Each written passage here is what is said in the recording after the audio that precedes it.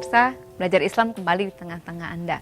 Pak Asep, ini saya mau tanya tentang apakah memungkinkan dalam situasi yang begitu kacau balau di mana kemudian ada dua kelompok Islam dan non-Muslim ya, yang kemudian pada waktu itu kita dengar begitu simpang siur. Sebetulnya ini masalahnya apa? Masalah agama atau masalah ini?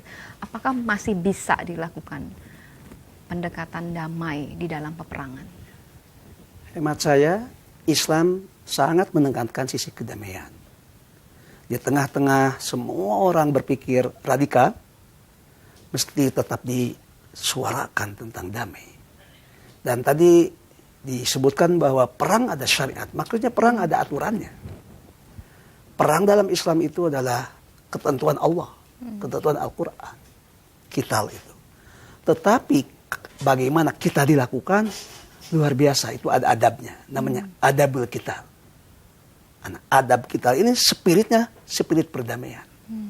Saya berikan contoh saja, pada saat kita Rasulullah memberikan garis, tidak boleh menghancurkan infrastruktur yang ada. Seperti waktu itu ada sungai, sumur, pohon. Kan kenapa sungai, sumur, pohon tidak boleh dihancurkan? Karena itu sumber yang akan memberikan menghidupi orang. Air, udara, bahkan bukan hanya itu. Fasilitas umum, termasuk juga tempat ibadah. Bukan hanya tempat ibadah Muslim, tempat ibadah semua agama. Apa spirit dibalik tata tertib yang disebut adabul qital, etika perang itu adalah bahwa ada sesuatu nilai tinggi yang dilakukan, yaitu perdamaian. Nah, kalau semua orang kemudian berpikir hanya satu paradigma, maka sebetulnya Islam tidak tampil. Nilai kemanusiaan tidak ada, nilai perdamaian tidak ada. Di tengah-tengah itu harus ada yang mengingatkan, harus ada yang menyadarkan, bahkan harus ada yang membalikan keadaan kepada suasana damai. Jadi pada waktu itu tugas Ustadz Abu Wildan dengan teman-teman bukan masalah yang bukan tugas yang sederhana ya Pak Asep ya. Dan apa tantangan yang Anda dapat?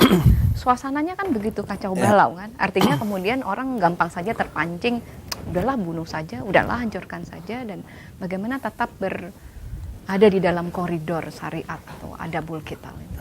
Jihad di dalam Islam itu adalah sesuatu final. Jadi kalau tidak bisa diselesaikan dengan secara damai, kemudian segala cara sudah dilaksanakan, diusahakan, ternyata tidak bisa, maka baru di sana ada qital. Jadi belum apa-apa udah bunuh, belum apa-apa itu sebenarnya yang paling terakhir sekali di dalam mengerjakan di dalam keputusan jihad itu adalah yang sudah tidak bisa dihindarkan lagi. Baru adanya qital di mana perang. Karena di Ambon pada itu dalam situasi di Ambon ini sudah diserang. Jadi istilahnya dibantai. Mungkin kalau bapak-bapak, mungkin ibu-ibu yang di rumah ada video-video yang dibantai kaum muslimin, mesti dibakar.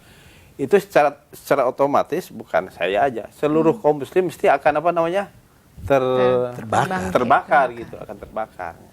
Hanya kami yang ada di sana kan harus dilema kan istilahnya. Bagaimana masyarakat, bagaimana orang kafir gitu.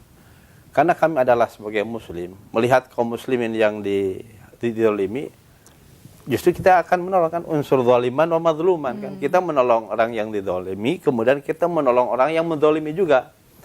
Hanya caranya lain, orang yang menzalimi mungkin kita melawan terhadap mereka.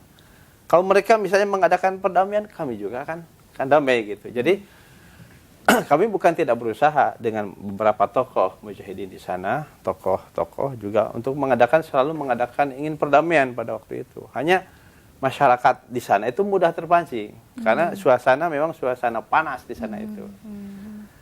Ini yang kami dilema, tapi tetap kami dakwah kepada mereka adab-adab di dalam pertempuran selalu kami sampaikan. Berapa lama Anda di Ambon? Tidak lama, hanya 3 atau 4 bulan, kemudian kami dicurigai oleh aparat, kami lari gitu. Lari ke? Disebut provokator. Padahal kami ingin meluruskan gitu. Pada waktu itu saya dilarikan dari Morotai ke Ternate. Dan balik ke... Kemudian ingin balik lagi, ada jumpa dengan komandan saya. pulang aja ke Malaysia. Jadi saya pulang ke Malaysia dulu. Gitu. Pada waktu itu Anda balik ke Malaysia. Malaysia, ya. Malaysia. Karena itu kan targetnya 6 bulan. Belum sampai 6 bulan saya ada masalah dengan pemerintah. Saya sebelum ditangkap saya lari gitu. Dan pada waktu itu memang sulit sekali untuk kemudian berdiam diri Iya. saja dan Ada persoalan pokok yang sering kita lupakan. Kalau masyarakat secara horizontal bertemu, konflik agama, konflik sosial, sesungguhnya yang paling bertanggung jawab umaro, pemerintah. Pemerintah tidak bisa menyerahkan keadaan kepada kedua kelompok masyarakat. Karena pemerintah punya al-quwah, punya kekuatan, punya kepercayaan, punya fasilitas, punya otoritas. Nah, persoalan inilah yang seharusnya disadari oleh aparat. Jadi, konflik-konflik horizontal itu posisi pemerintah sangat menentukan, baru umat kemudian diajak. Karena itu persoalan yang paling pokok bukan tindakan preventif, tindakan pencegahan. Nah, tindakan pencegahan itulah wilayah dakwah. Bagaimana membangun pribadi, bagaimana membangun kejujuran, bagaimana membangun dialog, bagaimana membangun kebersamaan dengan saling menghormati masing-masing. Di situ wilayah pencegahan. Jauh berarti lebih dakwahnya berharga. nggak boleh berhenti. Tidak boleh berhenti. Jadi dalam masa peperangan atau masa damai, dakwah tetap berdiri. Dan itu adalah kewajiban dari setiap muslim. Tapi saya penasaran juga nih, bagaimana nih pendapat Ustadz Abu Wildan tentang bom bunuh diri ini? Kan ini sangat marak sekali dan selalu menjadi sorotan banyak orang. Tapi jangan dijawab dulu, Ustadz. Ini kita akan dengarkan pemirsa jawabannya. Jangan kemana-mana, kita akan kembali lagi. Aduh.